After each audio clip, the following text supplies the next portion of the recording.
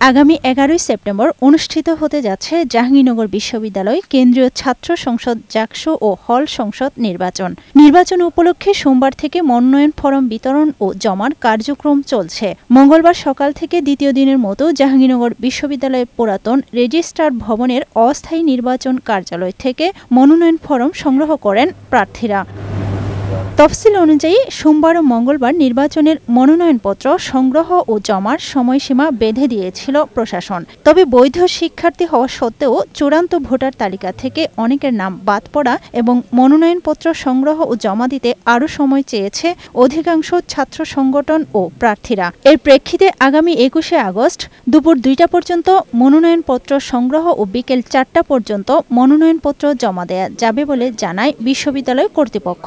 বিষয়টি ইতিবাচক হিসেবে দেখছেন শিক্ষার্থী ও প্রার্থীরা। নির্বাচন কমিশন যারা আছেন তারা সেই সময়সূচি একদিন বৃদ্ধি করেছেন, এই বৃদ্ধিটিকে আমরা সাধুবাদ জানাই। আসলে সুষ্ঠু নির্বাচন হবে এবং আমরাও সেখানে সর্বোচ্চ সহযোগিতা করব নির্বাচন হওয়ার ক্ষেত্রে। বিশ্ববিদ্যালয় প্রশাসন বলছে সবার কথা বিবেচনা করেই বাড়ানো হয়েছে সময়। সুষ্ঠু নির্বাচন ও শান্তি শৃঙ্খলা বজায় রাখতে ক্যাম্পাস জুড়ে বসানো হয়েছে সিসিটিভি ক্যামেরা। শিক্ষার্থীদের আবেদনের প্রেক্ষিতে তাদের জন্য আরেকটু সহজ সুলভ করার জন্য মনোনয়নপত্র গ্রহণ এবং জমাদানের জন্য সময় বর্ধনের সিদ্ধান্ত গৃহীত হয়েছে। নিরাপত্তা যে বেষ্টনী বলয় গড়ার কাজ চলমান আছে এবং আমরা ইতিমধ্যেই পুরো ক্যাম্পাসকে সিসিটিভি নেটওয়ার্কের আওতায় এনেছি।